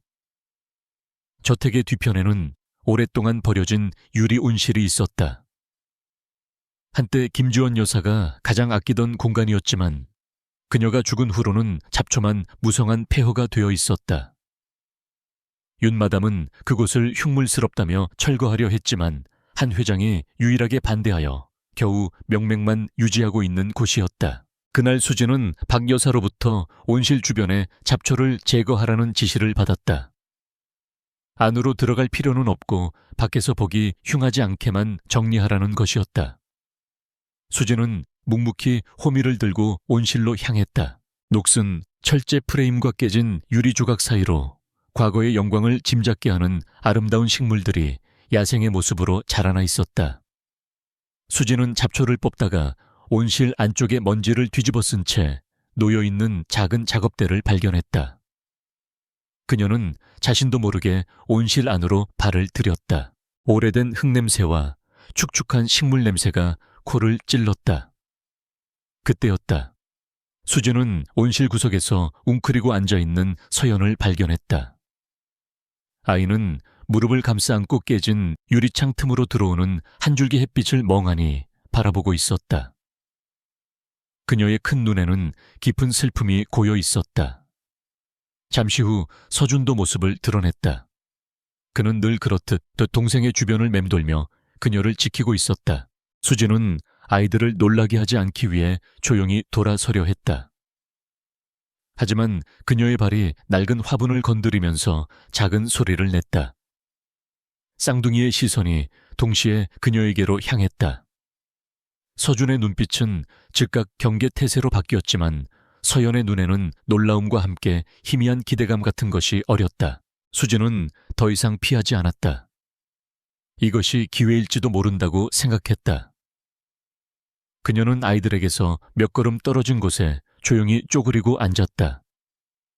그리고는 아무 말 없이 잡초를 뽑던 자신의 일을 계속했다. 어떤 말도 어떤 몸짓도 하지 않았다. 그저 그들의 공간에 자연스럽게 녹아들려고 노력했다. 얼마나 시간이 흘렀을까? 어색한 침묵 속에서 수지는 자신도 모르게 그 멜로디를 다시 흥얼거리기 시작했다. 음악실에서 불렀던 바로 그 자장가였다. 아주 작게 거의 들릴 듯 말 듯 한 소리로. 그것은 아이들을 시험하려는 의도가 아니었다. 이 기묘한 긴장감을 풀어줄 유일한 언어는 어쩌면 말이나 몸짓이 아닌 음악일지도 모른다는 본능적인 판단이었다. 멜로디가 공기 중에 퍼져나가자 서연의 어깨가 가늘게 떨리기 시작했다. 달리기 시작했다. 아이의 눈에서 투명한 눈물방울이 뚝뚝 떨어져 내렸다. 그것은 고통의 눈물이 아니었다. 아주 오랫동안 잊고 있던 그리운 무언가를 만난 듯한 슬프고도 아름다운 눈물이었다. 서준은 동생의 반응에 안절부절 못하며 그녀의 어깨를 감싸 안았다. 그는 수진을 매섭게 쏘아보았다. 당신이 또 내 동생을 울리는군. 그의 눈빛은 그렇게 말하고 있었다. 하지만 서연은 오빠의 팔을 부드럽게 밀어내고 자리에서 일어났다. 그리고는 비틀거리는 걸음으로 수진에게 다가왔다. 수진은 노래를 멈추고 숨을 죽였다. 서연은 수진의 바로 앞에 멈춰 서서 그녀의 얼굴을 빤히 들여다보았다. 그렁그렁한 눈물 너머로 아이는 무언가를 확인하려는 듯했다. 그리고는 아주 놀라운 행동을 했다. 서연은 바닥에 쪼그리고 앉아 손가락으로 흙바닥에 그림을 그리기 시작했다. 그녀의 손놀림은 서툴고 떨렸지만 그 안에는 절박한 무언가가 담겨 있었다. 그림은 단편적이고 혼란스러웠다. 긴 머리를 한 여인의 형상, 아마도 엄마일 것이다. 그리고 그 옆에는 머리를 틀어 올리고 날카로운 눈매를 한 또 다른 여인의 모습이 그려졌다. 윤마담. 두 여인 사이에 끊어진 진주 목걸이가 그려졌다. 진주알들이 사방으로 흩어지는 모습이었다. 그리고 마지막으로 아이는 수없이 많은 계단을 그렸다. 위에서 아래로 이어지는 아찔한 계단이었다. 그림을 완성한 서연은 탈진한 듯 거친 숨을 몰아쉬었다. 그녀는 수진을 올려다보았다. 그녀의 눈은 필사적으로 묻고 있었다. 이게 뭔지 알겠어요. 내 머릿속에 떠오르는 이 조각들을 제발 맞춰주세요. 수진은 심장이 멎는 것 같았다. 이것은 단순한 그림이 아니었다. 12년 전 그날의 진실을 담고 있는 기억의 파편들이었다. 어머니의 죽음 윤마담과의 다툼 끊어진 목걸이, 그리고 계단에서의 추락. 이 모든 것을 굳은 얼굴로 지켜보던 것은 서준이었다. 그는 동생의 그림을 보며 입술을 깨물었다. 그의 눈빛은 고통과 분노로 격렬하게 흔들리고 있었다. 그는 여동생이 얼마나 큰 고통 속에서 이 기억의 파편들을 짊어지고 살아왔는지 누구보다 잘 알고 있었다. 그리고 그는 마침내 결정을 내렸다. 서준은 굳은 걸음으로 수진에게 다가왔다. 그는 더 이상 그녀를 경계하지 않았다. 그는 바닥에 그려진 그림을 손으로 가리켰다. 그리고는 수진을 그 다음에는 자신과 동생을 차례로 가리켰다. 마지막으로 그는 결연한 표정으로 고개를 강하게 한번 끄덕였다. 그 순간 세 사람 사이에는 어떤 말도 오가지 않았다. 하지만 그 침묵 속에서 세상 그 어떤 맹세보다도 강력하고 단단한 동맹이 맺어졌다. 우리는 이제 한편이다. 함께 싸우자. 서준의 눈빛은 그렇게 말하고 있었다. 수진은 가슴 벅찬 감동과 함께 무거운 책임감을 느꼈다. 그녀는 이제 혼자가 아니었다. 그녀에게는 세상에서 가장 용감하고도 절박한 두 명의 동료가 생겼다. 그래. 수진은 처음으로 아이들을 향해 소리를 내어 말했다. 그녀의 목소리는 낮고 부드러웠지만 강한 힘이 실려 있었다. 이제부터 시작이야. 아이들은 그녀의 말을 듣지 못했을 것이다. 하지만 그들은 수진의 입 모양과 눈빛을 통해 그녀의 의지를 정확히 읽어냈다. 서연은 눈물을 닦았고 서준은 주먹을 굳게 쥐었다. 그날 이후 저택의 가장 버려진 공간이었던 유리 온실은 세 사람만의 비밀스러운 작전 본부가 되었다. 그들은 매일 오후 아주 짧은 시간 동안 그곳에서 만났다. 수진은 아이들에게 글을 가르치기 시작했다. 아이들은 놀라울 정도로 빠르게 글을 익혔다. 그들의 닫혔던 세상에 언어라는 새로운 창이 열리기 시작한 것이다. 그들의 첫 번째 목표는 서연의 기억을 온전하게 복원하는 것이었다. 서연이 그렸던 끊어진 진주 목걸이. 그것이 실존하는 물건이라면 어쩌면 그날의 물리적인 증거가 될 수도 있었다. 수진은 아이들에게 종이와 펜을 건네주며 물었다. 물론 그녀는 입 모양과 표정, 그리고 간단한 손짓을 섞어 소통했다. 그 목걸이 어디서 봤어? 지금 어디에 있을까? 서준과 서연은 서로를 마주보았다. 그리고는 아주 오랫동안 그들만의 언어로 대화를 나누었다. 마침내 서준이 펜을 집어들고 떨리는 손으로 종이에 글씨를 쓰기 시작했다. 그가 쓴 단어는 세 사람이 앞으로 나아가야 할 위험한 여정의 첫 번째 목적지를 가리키고 있었다. 엄마의 보석함. 그 보석함은 아마도 윤마담이 차지했거나 혹은 저택 어딘가에 봉인되어 있을 터였다. 이제 그들의 방역 계획은 구체적인 목표를 갖게 되었다. 증거를 찾아라. 기억을 완성하라. 그리고 진실을 세상에 폭로하라. 침묵의 성 안에서 소리 없는 방역의 서막이 조용히 그러나 거침없이 오르고 있었다. 유리 온실에서의 맹세 이후 세 사람의 소리 없는 방역은 치밀한 계획 아래 진행되었다. 그들의 첫 번째 목표는 서연의 기억 속 끊어진 진주 목걸이의 행방을 찾는 것이었다. 서준은 펜을 들어 그것이 어머니의 보석함에 있었을 것이라고 적었다. 그리고 그 보석함은 어머니가 돌아가신 후 윤마담의 차지가 되었을 가능성이 높았다. 윤마담의 드레스룸에 잠입하는 것은 불가능에 가까웠다. 하지만 수진에게는 그녀만의 방식이 있었다. 그녀는 저택의 모든 공간 구조와 고용인들의 근무 패턴을 꿰뚫고 있었다. 그녀는 윤마담이 일주일에 한 번 오후 시간을 통째로 비우고 습해 간다는 사실을 알아냈다.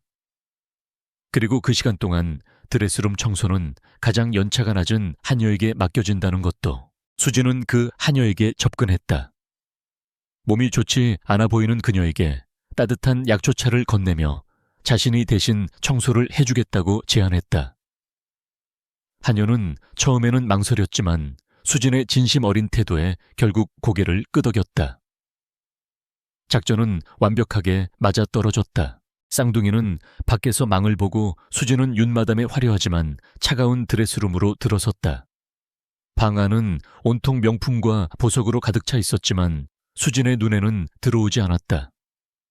그녀는 방 한쪽에 놓인 고풍스러운 작의 보석함을 발견했다. 김지원 여사의 것이 틀림없었다. 수지는 떨리는 손으로 보석함을 열었다.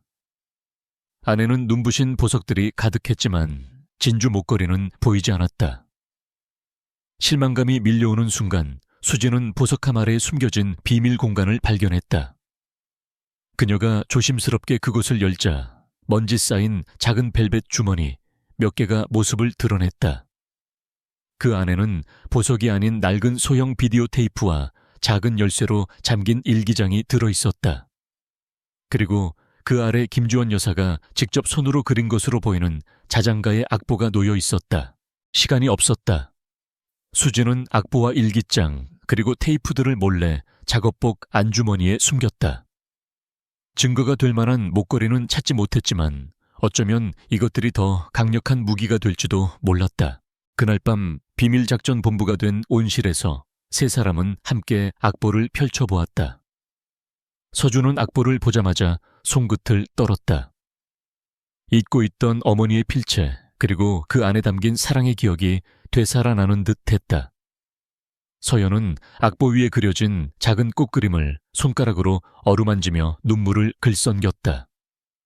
수지는 그들에게 이제 무엇을 해야 할지 분명하게 알려주었다. 그녀는 피아노 건반 그림을 그려 서준을 가리켰고 입모양으로 엄마라고 말하며 서연을 가리켰다. 아이들은 결연한 표정으로 고개를 끄덕였다. 한편 윤마담은 자신의 통제력이 약해지고 있음을 본능적으로 감지하고 있었다. 쌍둥이의 눈빛이 변했다. 예전처럼 텅 비어 있지 않고 무언가 살아있는 의지가 담겨 있었다. 그들끼리 주고받는 눈빛은 더욱 은밀하고 깊어졌다. 불안해진 윤마담은 마지막 카드를 꺼내들기로 결심했다. 그녀는 한 회장에게 눈물로 호소했다. 여보, 아이들 상태가 요즘 더 안 좋아지는 것 같아요. 가끔 악몽을 꾸는지 소리를 지르기도 하고 이대로는 안 되겠어요. 제가 스위스에 있는 최고의 재활 요양원을 알아봤어요. 환경도 좋고 세계적인 전문가들이 돌봐준다고 해요. 아이들을 위해서. 우리 아이들의 미래를 위해서 그곳으로 보내는 게 좋겠어요. 그녀의 말은 온통 거짓이었지만 죄책감에 눈이 먼 한 회장에게는 그럴듯하게 들렸다. 그는 결국 아내의 헌신적인 제안을 받아들이기로 했다. 윤마담은 이를 확실히 매듭짓기 위해 변호사와 주치의를 부른 공식적인 가족회의를 소집했다.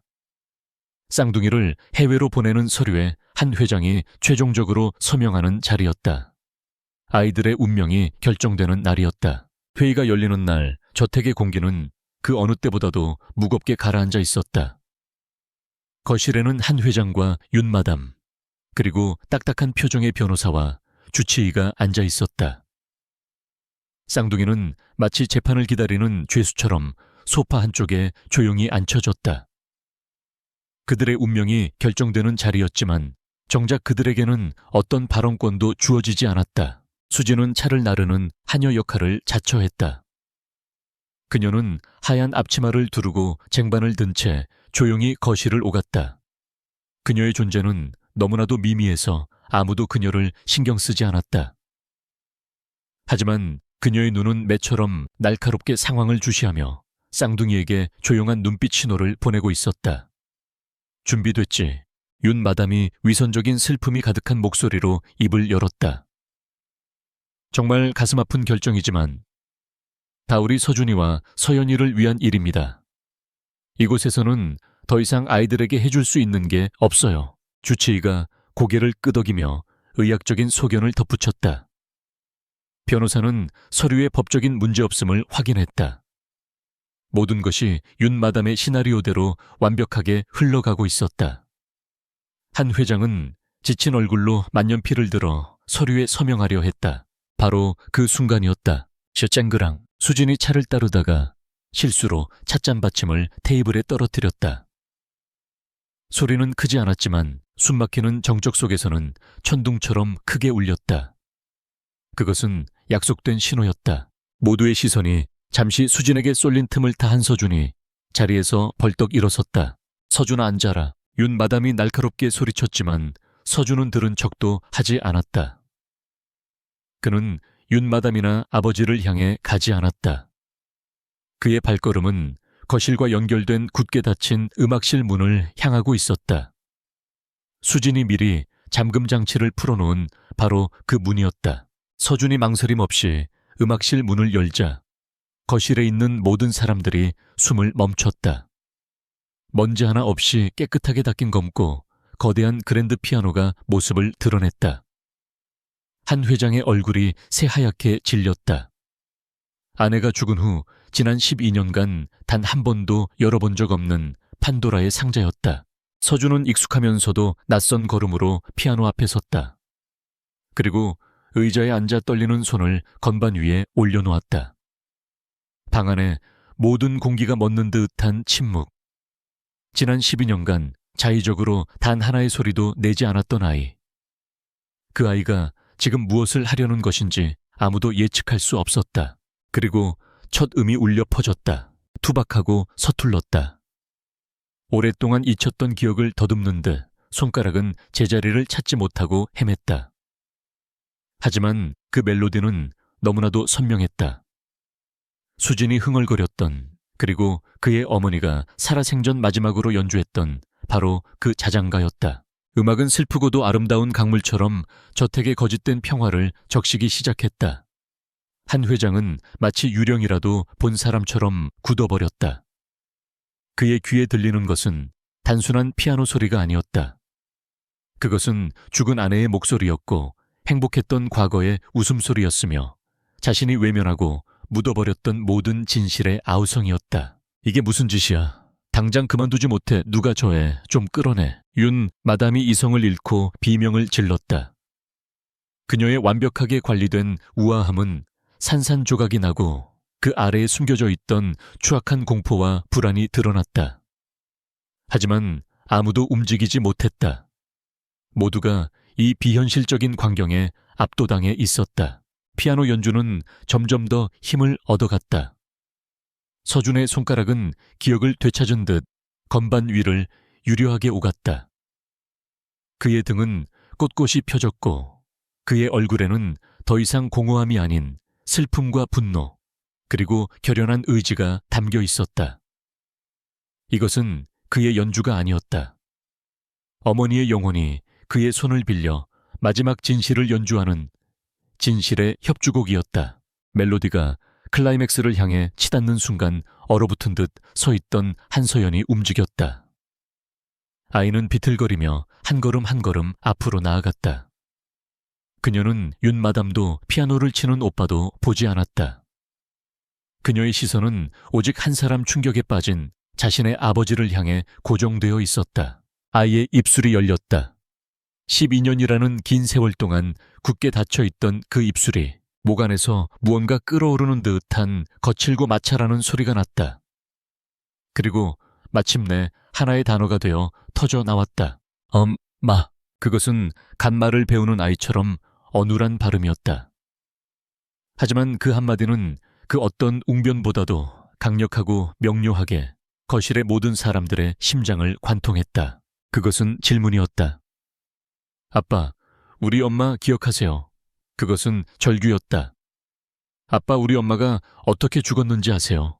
그것은 고발이었다. 아빠, 당신은 방관자였어요. 피아노 소리가 멎었다. 서준은 연주를 멈추고 불타는 듯한 눈으로 아버지를 노려보았다. 서연은 뺨 위로 뜨거운 눈물을 흘리며 여전히 아버지를 향해 서 있었다. 한 회장은 완전히 무너져 내렸다. 그는 피아노 앞에 아들과 12년 만에 처음으로 목소리를 낸 딸, 그리고 이제는 공포로 얼굴이 일그러진 아내를 차례로 번갈아 보았다. 지난 12년간 그를 지탱해왔던 아내가 정성껏 쌓아 올린 거짓말의 성이 단 몇 분 만에 한 음의 멜로디와 한마디의 단어로 인해 와르르 무너져 내리는 것을 그는 목격하고 있었다. 진실은 더 이상 숨을 곳이 없었다. 그것은 잔인하고 끔찍한 모습으로 마침내 수면 위로 떠올랐다. 진실의 협주곡은 끝났다. 그리고 이어지는 침묵 속에서 모두는 곧 닥쳐올 거대한 파멸의 전주곡을 듣고 있었다. 서연의 목소리가 거실의 공기 중에 마지막 파편처럼 흩어진 후 찾아온 침묵은 그 이전의 어떤 침묵보다도 무겁고 살벌했다. 그것은 더 이상 억압된 정적이 아니라 모든 진실이 터져 나온 후에 폭풍전야였다. 가장 먼저 움직인 것은 한 회장이었다. 그는 비명을 지르거나 분노를 터뜨리지 않았다. 대신 그의 얼굴에서 모든 감정이 사라지고 JK그룹의 총수로서 냉혹한 결정을 내릴 때 짓는 얼음 같은 표정이 떠올랐다. 그는 천천히 아내 윤마담을 향해 돌아섰다. 그의 목소리는 나지막했지만 그 안에는 강철 같은 힘이 실려 있었다. 무슨 짓을 한 거지? 단 한 문장이었지만 그 안에는 모든 질문과 모든 분노, 그리고 모든 배신감에 대한 추궁이 담겨 있었다. 여보, 저 애들이 지금 충격으로 헛것을 보는 거예요. 저 청소부년이 애들한테 무슨 짓을 한 게 틀림없어요. 저 년을 당장 윤마담의 변명은 공포 속에서 길을 잃고 헤맸다. 하지만 한 회장은 더 이상 그녀의 말을 듣지 않았다. 그의 시선은 아내의 눈동자 깊은 곳, 그곳에서 일렁이는 공포와 죄의식을 꿰뚫어 보고 있었다.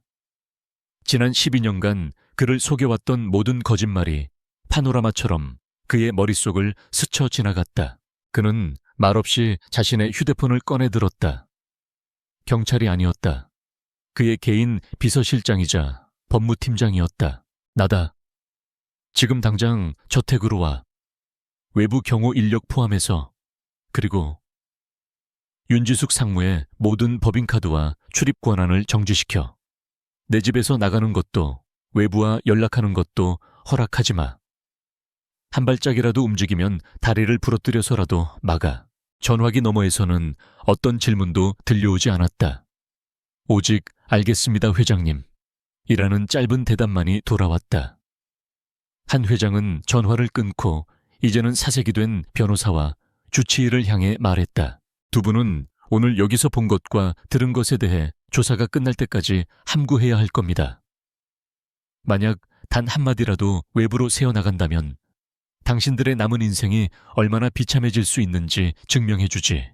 그것은 협박이자 명령이었다. 두 사람은 넋이 나간 채 고개만 끄덕일 뿐이었다. 권력의 무게추는 순식간에 기울었다. 불과 몇 분 전까지 이 저택의 여왕이었던 윤마담은 이제 자신의 성에 갇힌 죄수가 되었다. 그녀는 주저앉아 절규했지만 아무도 그녀를 돌아보지 않았다. 한 회장은 마침내 자신의 아이들에게로 시선을 돌렸다.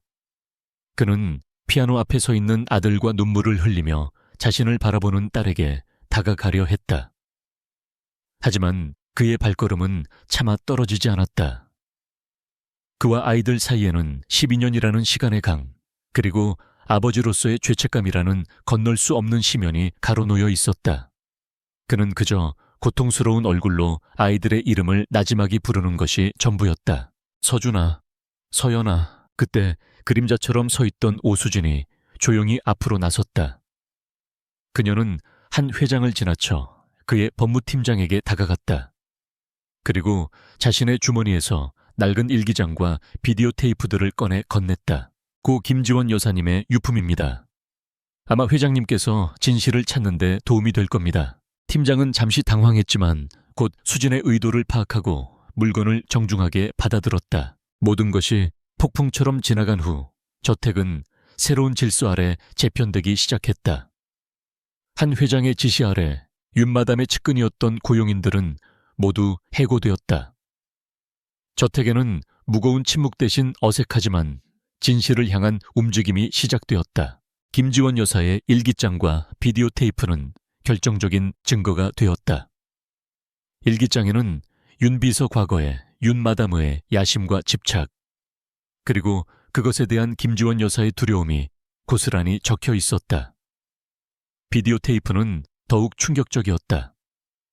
화면 속에는 5살 배기 쌍둥이가 엄마의 피아노 반주에 맞춰 노래를 부르고 웃고 제잘거리는 모습이 담겨 있었다.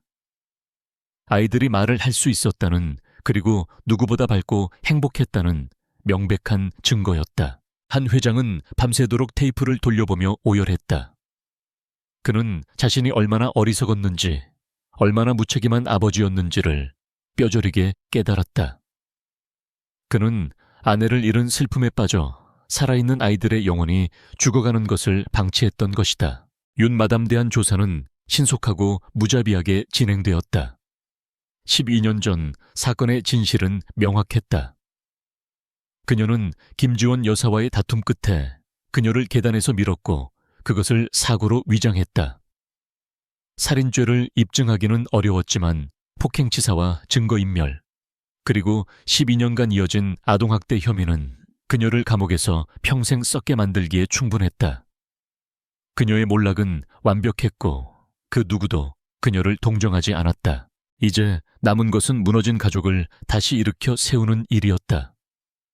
한 회장은 회사에 무기한 휴가를 냈다. 그는 지난 12년간 놓쳤던 아버지의 역할을 되찾기 위해 모든 것을 걸었다. 하지만 그 길은 험난했다. 아이들의 마음은 굳게 닫혀 있었다. 서준은 아버지에 대한 분노를 거두지 않았다. 그의 눈빛은 늘 왜 이제 와서? 라고 묻는 것 같았다. 서연은 아버지의 손길을 피하지는 않았지만 여전히 불안에 떨며 오빠의 등 뒤로 숨기 일쑤였다. 그들 사이에 얼음을 깨기 시작한 것은 다름 아닌 오수진이었다. 그녀는 여전히 청소부의 모습으로 저택에 머물며 아이들과 아버지를 조용히 이어주는 다리가 되어주었다. 그녀는 한 회장에게 아이들과 소통하는 법을 알려주었다. 말이 아닌 마음으로 다가가는 법을. 그녀는 한 회장을 데리고 유리 온실로 갔다. 그리고 아이들이 그랬던 것처럼 흙바닥에 그림을 그리고 서툰 손짓을 하며 대화를 나누는 법을 보여주었다. 한 회장은 처음에는 어색해했지만 아이들의 눈을 마주하고 그들의 고통을 진심으로 이해하려 노력하면서 서서히 그들만의 언어를 배워나갔다. 아이들의 회복은 더디지만 분명하게 시작되고 있었다. 국내 최고의 심리치료사와 언어치료사들이 저택으로 와 아이들을 도왔다. 서연이는 미술치료를 통해 과거의 트라우마를 쏟아내기 시작했고 서준이는 음악치료를 통해 분노를 표현하는 법을 배웠다. 두 아이가 처음으로 아빠라고 불렀을 때 한 회장은 어린아이처럼 눈물을 쏟았다. 그 어눌한 한마디는 그에게 세상 그 어떤 계약 성사보다도 값진 성공이었다. 시간이 흘러 저택의 새로운 평화가 자리 잡기 시작할 무렵 오수진은 조용히 떠날 준비를 했다. 그녀의 임무는 끝났다. 한 회장은 그녀를 자신의 서재로 불렀다. 그는 수진에게 백지수표와 JK그룹의 고위 임원직을 제안했다. 오 선생, 당신은 내 가족을 구했어. 내 남은 인생을 다 바쳐도 이 은혜를 다 갚을 수 없을 거요. 원하는 게 뭐든 말만 하시오. 집이든 돈이든 명예든 뭐든지 주겠소. 수진은 조용히 고개를 저었다. 회장님, 제가 원했던 것은 그런 것이 아닙니다. 저는 그저 제 일을 했을 뿐입니다. 당신의 일, 당신은 평범한 청소부가 아니잖소. 대체 당신은 누구시오? 한 회장의 질문에 수진은 희미한 미소를 지었다. 저는 그저 세상의 더러운 것들을 청소하는 사람입니다. 그게 먼지든 아니면 거짓과 불이든 말이죠. 그녀는 그의 제안을 거절하는 대신 단 한 가지 부탁을 했다. 회장님의 힘으로고 김지원 여사님의 이름으로 재단을 하나 만들어 주십시오. 과거의 상처로 인해 목소리를 잃은 아이들을 돕는 재단을요. 그것이 아이들의 어머니께서도 가장 바라시는 일일 겁니다. 그리고 그것이 회장님께서 아이들에게 해줄 수 있는 최고의 속죄가 될 것입니다. 한 회장은 한동안 말을 잇지 못하고 수진을 바라보았다. 그는 마침내 깊이 고개를 숙였다. 그렇게 하겠소. 꼭 그렇게 하겠소. 수진이 저택을 떠나는 날 쌍둥이는 온실 앞에서 그녀를 기다리고 있었다. 아이들은 아무 말도 하지 않았다. 그저 다가와 수진의 손을 꼭 잡았다. 그 따뜻한 온기를 통해 모든 감사와 사랑이 전해졌다. 수진은 아이들의 머리를 부드럽게 쓰다듬어 주었다. 그녀의 눈에는 눈물 대신 따뜻한 미소가 가득했다. 그녀는 아이들에게 소리 없이 입 모양으로 마지막 인사를 건넸다. 이제 너희의 목소리로 너희의 세상을 마음껏 노래하렴. 그리고 1년 후 한 회장의 저택 정원에는 따스한 햇살 아래 웃음소리가 가득했다. 한 회장은 예전의 권위적인 모습을 벗고 편안한 스웨터 차림으로 아이들과 함께 꽃에 물을 주고 있었다. 아빠 저것 봐요. 무지개예요. 서연의 목소리는 이제 제법 맑고 또렷했다. 그녀는 하늘을 가리키며 환하게 웃었다. 그러네. 우리 딸 덕분에 아빠가 무지개도 다 보네. 서준은 기타를 들고 와 서툰 솜씨로 코드를 짚으며 노래를 흥얼거렸다. 그의 목소리는 아직 조금 낮고 거칠었지만 그 안에는 새로운 희망이 담겨 있었다. 저택을 짓누르던 12년의 침묵은 사라졌다. 그 자리에는 가족의 웃음소리와 노랫소리, 내일의 소리가 가득 채워지고 있었다. 오수진은 그곳에 없었다. 그녀는 아마도 또 다른 어딘가에서 침묵 속에 고통받는 이들을 위해 보이지 않는 싸움을 계속하고 있을 것이다. 그녀가 남긴 기적은 이제 온전히 그들의 삶이 되어 저택 안에 뿌리 내리고 있었다. 침묵의 성은 무너졌고 그 폐허 위에서 세상에서 가장 아름다운 음악이 다시 연주되기 시작했다.